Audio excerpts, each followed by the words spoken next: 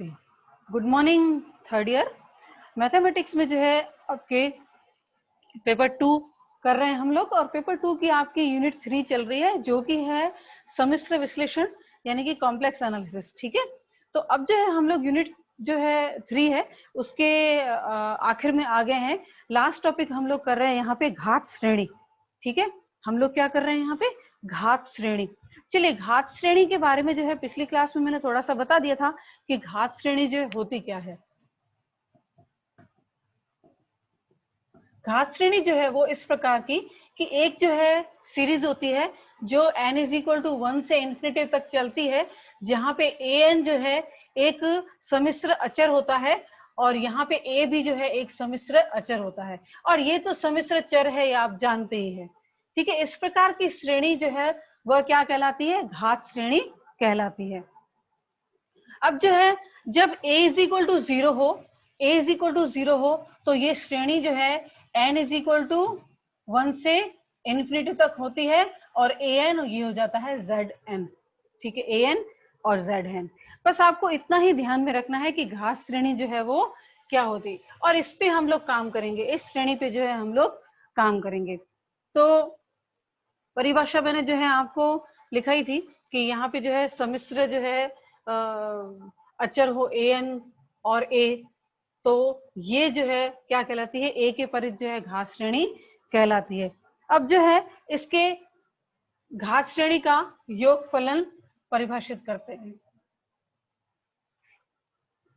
घात श्रेणी का योग फलन, जस्ट आपको क्या करना है, जो ये जो घात श्रेणी है उसको आपको नाम देना है fz। ठीक है, उसको नाम देना है fz। अब जो है ये निरपेक्ष अभिसारी कब होती है, निरपेक्ष अभिसारी। ठीक है, निरपेक्ष अभिसारी कोई भी श्रेणी जो है कब होती है कि जब आपको सिग्मा un दी हुई हो। ठीक है, सिग्मा un दी हुई हो और इसका un का अगर मॉड्यूलस ले लें और ये अभिसारी होता है, ये अगर अभिसारी होता है तो हम लोग क्या करते हैं कि यहाँ पे जो है अभिसरण कौन सा है, निरपेक्षतः है। ठीक है, यानी कि कंडीशनली कन्वर्जेंट है। तो ये un का क्या होता है, मॉड्यूलस लेते हैं, तो तब बोलते हैं कि ये निरपेक्ष अभिसारी होती है। तो इसके भी जो है अभिसरण के लिए बात करेंगे हम लोग। बोलते हैं कि एक घात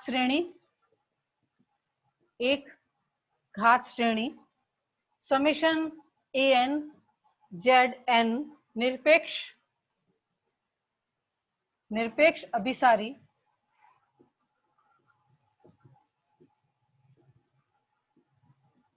निरपेक्ष अभिसारी कहलाती है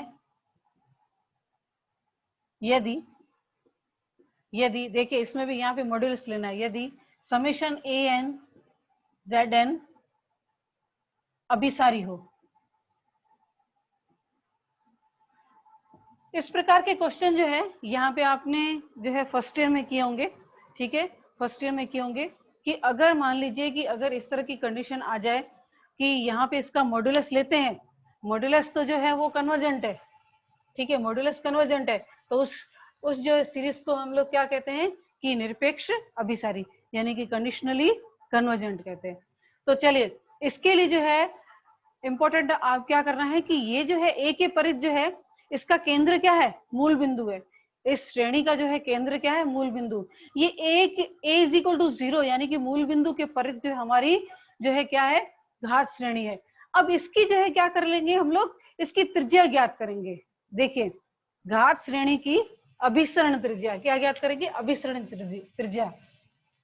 अभिसरण त्रिज्या से मतलब क्या है पता है कि एक इस तरह का जो है वृत्त, एक इस तरह का वृत्त जिसके अंदर जो है हमारी श्रेणी जो है हमेशा अभिसारी होती है। ठीक है, हम लोग जानते हैं कि सम्मिश्र संख्याओं में, ठीक है, या कहूं कि मैं सम्मिश्र विश्लेषण में अगर मैं कोई भी प्रतिवेश या सामीप्य या नेबरहुड अगर मैं बनाती हूं तो वो क्या बनता है, एक आपके डिस्क बनता है। ठीक है, मैंने बताया था कि नेबरहुड मतलब क्या होता है, नेबरहुड मतलब ये होता है कि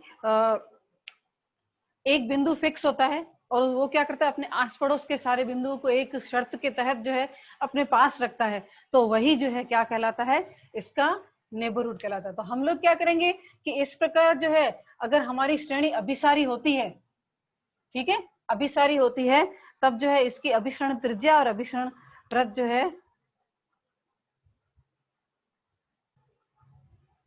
चलिए अब जो है अभिसरण त्रिज्या एवं अभिसरण वृत्त, घात श्रेणी की अभिसरण त्रिज्या एवं घात वृत्त, सॉरी, अब घात श्रेणी की अभिसरण त्रिज्या एवं वृत्त बोलना है मुझे, वृत्त, ठीक है, कौन सा होगा ये हम लोग ज्ञात करते हैं, ठीक है, ज्ञात करते हैं। तो चलिए, तो सबसे पहले जो हम अपनी घात श्रेणी जो है वो बोलते हैं कि कोशी के nवें मूल परीक्षण, कोशी के nवें मूल परीक्षण से श्रेणी समेशन, देखिए अब मैं क्या लिखती हूँ यहाँ पे, इसको मॉड्यूलस में लिखती हूँ कि an zn अभिसारी होगी, अभिसारी होगी यदि देखिए क्या होना चाहिए कि limit n tends to infinitive, देखिए दो संख्याओं का जो है क्या है, मॉड्यूलस है, तो ये जो इसका nवा जो है यहाँ पे पद क्या है, ठीक है, nवा पद क्या है, an, अब 1/n is less than 1, is less than 1, zn an, और मुझे लिखना है यहाँ पे z, nवा पद जो है z भी आता है, तो an की पावर 1/n और z की पावर जो है ऑलरेडी n है, अगर 1/n लगाऊंगी तो वैसे ही 1 हो जाना है, ठीक है। तो यहाँ पे जो है nवा मूल परीक्षण जो है, आपको याद होगा कि कोशी का nवा मूल परीक्षण क्या था, कोशी का nवा मूल परीक्षण ये था कि अगर समेशन un आपके पास है तो limit n tends to infinitive है, और nवा पद ज्ञात करते हैं, और nवें पद के ऊपर जो है हम लोग लगाते हैं 1/n, ठीक है, अगर 1/n लगाते हैं और इज इक्वल टू हमारे पास l आता है, ये l अगर लेस देन 1 है तो यहाँ पे आपको अभिसरण प्राप्त होता है, अगर ये l जो है ग्रेटर देन 1 है तो यहाँ पे आपको अपसरण प्राप्त होता है, यानी वो श्रेणी जो है अगर लेस देन 1 होता है तो कन्वर्जेंट होती है और ग्रेटर देन 1 होता है तो डाइवर्जेंट होती है। तो यहाँ पे हमें क्या बात करनी है, अभिसरण के बारे में बात करनी है।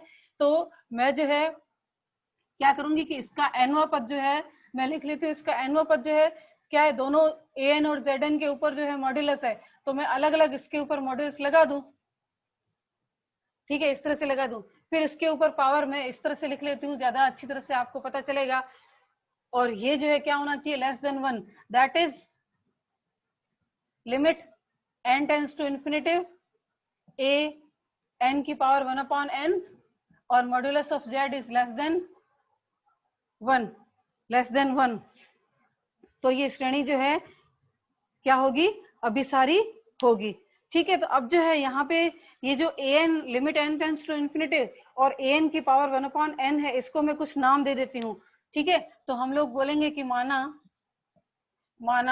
Limit n tends to infinity an की power 1/n is equal to 1/r, ठीक है, इसको नाम दे देते हैं 1/r। तो चलिए यहाँ पे जो है वैल्यू पुट कर लेते हैं, तो 1/r into modulus of z is less then r, 1/r into modulus of z is less then r, ठीक है। तो क्या हो जाएगा, this implies modulus of z is less then r। अब इससे आप समझ रहे हो इसका मतलब क्या है, इसका मतलब है कि z minus 0 is less then r। ये क्या बन गया, ये बन गया आपके प्रतिवेश, प्रतिवेश यानी इसका मतलब क्या बन गया, ये बन गया वृत्त। चलिए वृत्त बन गया, उसकी त्रिज्या क्या होगी, त्रिज्या क्या हो जाएगी यहाँ पे r, त्रिज्या क्या हो जाएगी यहाँ पे r, ठीक है। तो देखिए आपको पता चल गया कि इसकी जो है अभिसरण की त्रिज्या क्या होगी r, और r का मान जो है किस तरह से ज्ञात करेंगे, r का मान जो है इस तरह से ज्ञात करेंगे। तो चलिए modulus of z is less then r, अब इसको जो है बहुत अच्छी तरह से जो है लैंग्वेज में मैं लिखती हूँ, क्योंकि यहाँ पे जो है हम लोग क्या करेंगे, ज्ञात करेंगे बार बार। तो बोलते हैं कि अतः प्रत्येक घात श्रेणी, अतः प्रत्येक घात श्रेणी सिग्मा an zn के लिए एक धनात्मक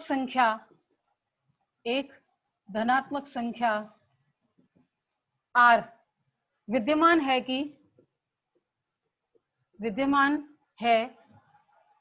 जिसके लिए क्या होगा, जिसके लिए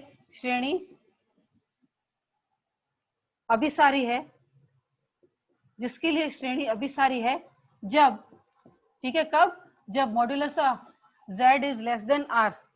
कब होगी श्रेणी अभिसारी, कि जब modulus of z is less then और r जो है कोई एक फिक्स जो है वो संख्या होगी, तथा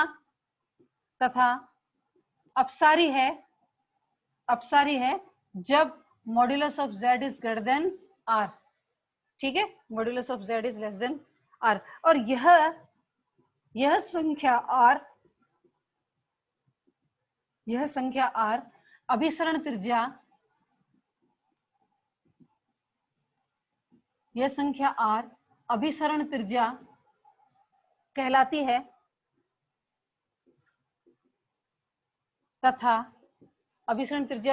है, तथा mod z is less than r, that is z minus 0 is less than r,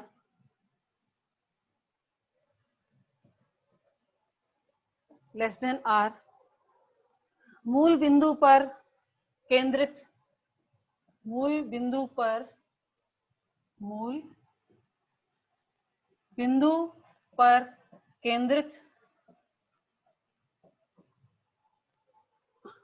वृत्त, मूल बिंदु पर केंद्रित r त्रिज्या का वृत्त कहलाता है। ठीक है, r त्रिज्या का वृत्त कहलाता है। ठीक है, इस वृत्त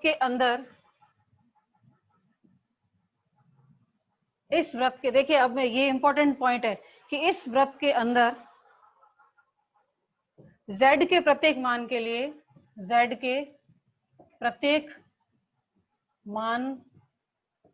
के लिए क्या होगी, घात श्रेणी, प्रत्येक मान के लिए घात श्रेणी।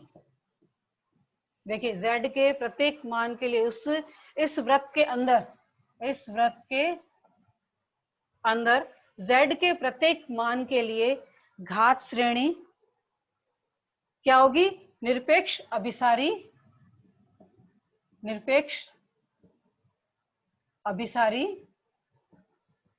होगी।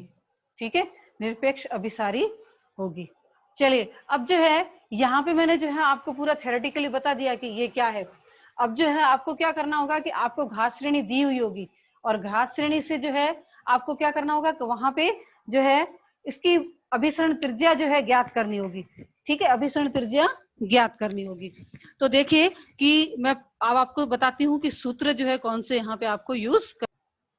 ठीक है, अब जो है हम लोग क्या करेंगे कि यहाँ पे जो है घात श्रेणी का जो है सूत्र ज्ञात करेंगे। तो बोलते हैं कि यदि घात श्रेणी समेशन an zn, ठीक है, कि अभिसरण त्रिज्या r हो, तो हम लोग जानते हैं कि limit n tends to infinity modulus of an की power 1/n is equal to 1/r। तो r इज इक्वल टू क्या हो जाएगा, 1 limit n tends to infinity और मॉड्यूलस 1/n। और इसको इस तरह से भी लिख सकते हैं कि r is equal to limit n tends to infinity और 1 यहाँ पे मॉड्यूलस an की पावर 1/n। अगर बोलते हैं कि यदि an जो है एक जो है धनात्मक पदों की श्रेणी, धनात्मक पदों की जो है अनुक्रम, इसको अनुक्रम बोलते हैं, सॉरी, श्रेणी में जो है समेशन आता है, अनुक्रम हो तो कोशी के बोलते हैं कि द्वितीय सीमा प्रमेय से, ठीक है, कोशी के द्वितीय सीमा प्रमेय से r इज इक्वल टू जो है, पहले 1/r लिखते हैं, 1/r is equal to limit n tends to infinitive, और ये हो जाएगा A N plus 1 upon A N. तो r इज इक्वल टू हो जाएगा कि limit n tends to infinitive A N upon A N plus 1, A N upon A N plus 1। ठीक है, अब जो है आपको कौन से दो याद रखने हैं यहाँ पे,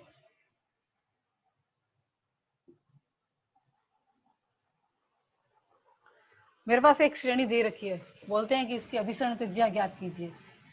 मैं क्वेश्चन करती हूँ अभी इसी के ऊपर बेस, आपको सिर्फ क्या करना है, आपको जो है ये दोनों सूत्र याद रखने हैं।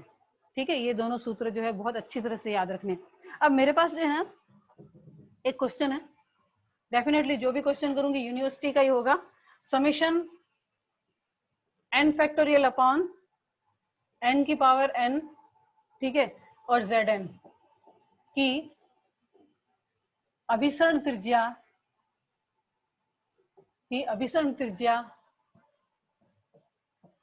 ज्ञात कीजिए, की अभिसरण त्रिज्या ज्ञात कीजिए। ठीक है, तो यहाँ पे जो है सबसे पहले जो है देख लेते हैं कि इस सीरीज में जो है हमारी दी हुई है श्रेणी, इसमें an क्या है, an आपका है n फैक्टोरियल अपॉन n की पावर n, और a n प्लस 1, यानी उसके जस्ट बाद वाला पद क्या होगा, a n प्लस 1।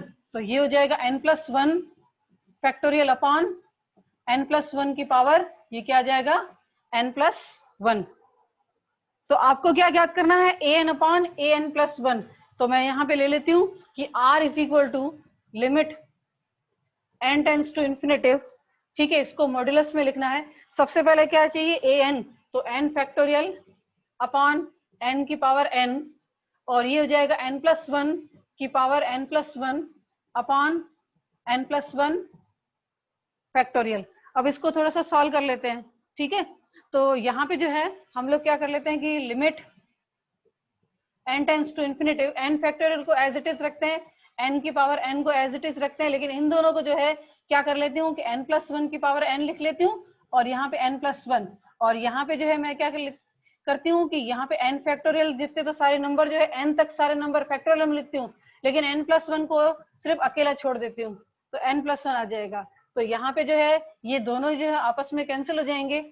ठीक है, और n फैक्टोरियल भी चला जाएगा, तो ये हो जाएगा कि limit n tends to infinitive, और यहाँ पे जो है यहाँ पे क्या आ जाएगा n प्लस 1 अपॉन n की पावर जो है n आ जाएगा, n प्लस 1 की पावर n। इसको और आगे हम लोग सॉल्व कर लेते हैं। अब आपको आइडिया आ गया होगा कि इसका मान क्या होना चाहिए, क्योंकि ये सूत्र जो है आपने फर्स्ट ईयर में जो है बहुत अच्छी तरह से जो है वहां पे यूज किया है कि limit n tends to infinitive, ये आ जाएगा 1 प्लस 1 अपॉन n की पावर n।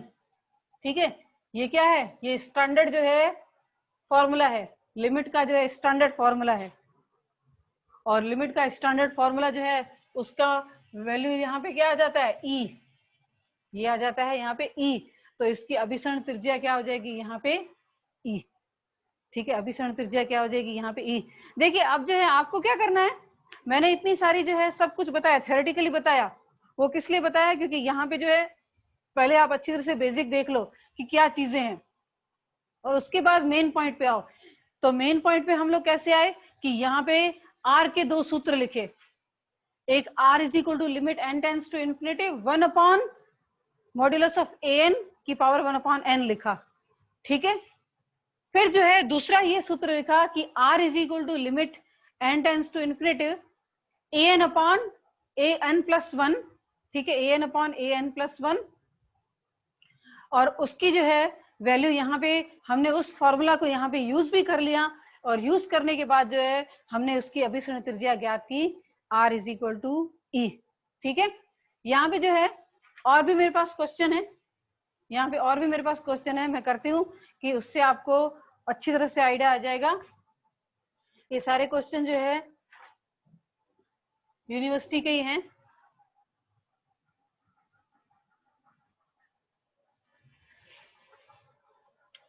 देखिए क्वेश्चन जो है आपको पूछा गया 10, 12, 14, 17 जानबूझ के बता रही हूँ क्योंकि देखिए कितनी बार जो है क्वेश्चन जो है इन्होंने रिपीट किया है सेम वही।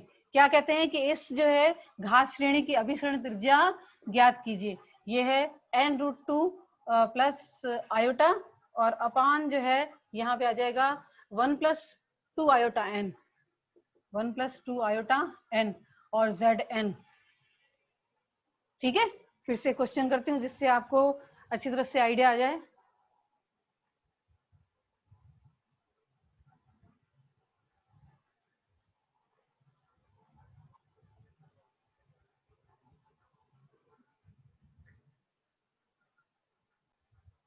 तो देखिए इसका सबसे पहले जो है nवां पद ज्ञात कर लेते हैं। nवां पद क्या है, an = n√2 plus iota 1 + 2 iota n।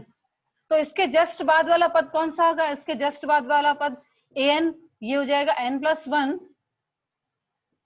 1√2 plus iota और अपान 1 + 2 आयोटा और ये हो जाएगा n + 1, क्योंकि n तो यहीं पे आता है और कहीं पे भी नहीं आ रहा। अब जो है हम लोग क्या कर लेंगे कि हमारा जो an/an + 1 वाला सूत्र है वही हम लोग यूज करेंगे। तो r = limit n tends to infinitive an/an + 1, तो limit n tends to infinitive और यहाँ पे जो है an की वैल्यू क्या है, n√2 plus iota 1 + 2 iota n और दूसरे में आ जाएगा यहाँ पर ये 1 + 2 आयोटा n + 1 अपान ये हो जाएगा n + 1√2 प्लस आयोटा। ठीक है, तो देखेंगे कि हम लोग भाग दे देते हैं, ऊपर भी जो है n से भाग देते हैं, नीचे भी यहाँ पे जो है n से भाग दे देते हैं। तो इसको जो है चेंज कर लेंगे, limit n tends to infinitive, ये आ जाएगा √10 आयोटा अपान n और यहाँ पे जो आ जाएगा 1/n और ये हो जाएगा 2 आयोटा। ठीक है, 2 आयोटा और यहाँ पे जो है देखेंगे कि क्या करेंगे कि n + 1 से ही भाग दे देते हैं।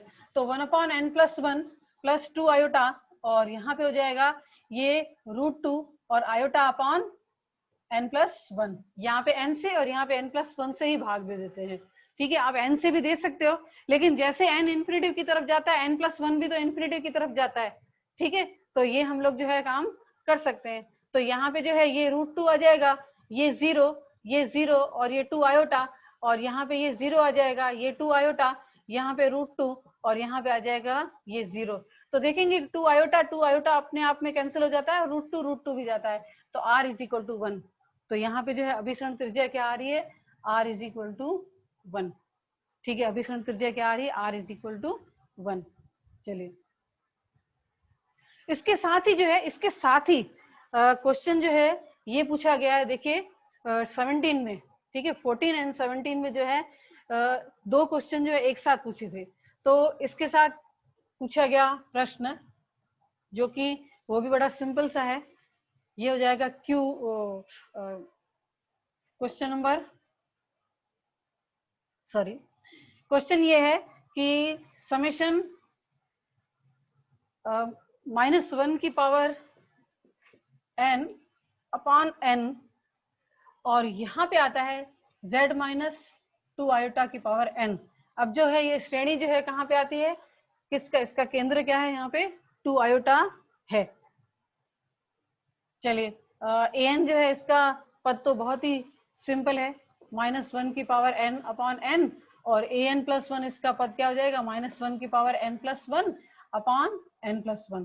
तो अब जो है आपको क्या करना है, सूत्र जो है लगाना है r का। तो r = limit n tends to infinitive, ये हो जाएगा an/an + 1। ठीक है, ये हो जाएगा limit n tends to infinitive, an की वैल्यू क्या है, -1 की पावर n अपान n और ये हो जाएगा n + 1 अपान -1 की पावर n + 1। तो यहाँ पे जो है क्या होगा कि -1 की पावर n जो है अपने आप में दोनों कैंसिल हो जाएंगे। ठीक है, जो भी मान आएगा वो वैसे भी कैंसिल होना है, -1 की पावर n और ये आ जाएगा -1। तो ये दोनों आपस में कैंसिल हो, क्योंकि यही प्रॉब्लम कर रहे हैं यहाँ पे। बाकी तो आप क्या करोगे, अब जो है माइनस आ गया तो आगे आ जाएगा limit n tends to infinitive, और आगे जो है -1 आ गया, और n से भाग दे देंगे 1 + 1/n, इसको भी ब्रैकेट में रखते हैं और लिमिट लगा दो। लिमिट लगाने के बाद आ जाएगी यहाँ पे 1, क्योंकि -1 का वैसे ही मॉड्यूलस है तो +1 होना है, ठीक है, +1 होना है। तो इस वजह से जो है यहाँ पर जो है इसकी अभिसरण त्रिज्या क्या आ गई, अभिसरण त्रिज्या आई r = 1, ठीक है। तो देखेंगे कि यहाँ पे जो है अभिसरण त्रिज्या के जो है क्वेश्चन बहुत सरल थे। जब मैंने शुरू किया तो आपको लगेगा कि भाई ये क्या सारा इतना थ्योरेटिकली चल रहा है, लेकिन वो जो है एक एक पॉइंट सिर्फ मैंने आपको बताया है। इसके लिए जो है काफी सारे थ्योरम वगैरह भी हैं, ठीक है, बहुत सारे थ्योरम वगैरह भी हैं। तो वो मैंने थ्योरम वगैरह आपको कुछ नहीं बताए, जो आपके लिए जो है एग्जाम के लिए इम्पोर्टेंट था वही मैंने आपको यहाँ पे बताया है। तो अभी आपको ये तो आइडिया आ गया होगा कि अगर इस प्रकार की कोई भी श्रेणी दी हुई हो तो आपको कैसे जो है उसकी अभिसरण त्रिज्या ज्ञात करनी है, ठीक है, अभिसरण त्रिज्या ज्ञात करनी है। तो यहाँ पे जो है इसके बाद जो है आ जाता है एक थ्योरम आ जाता है जिसमें हमको घात श्रेणी के जो है विश्लेषिक होने के लिए जो है वो सिद्ध करना है।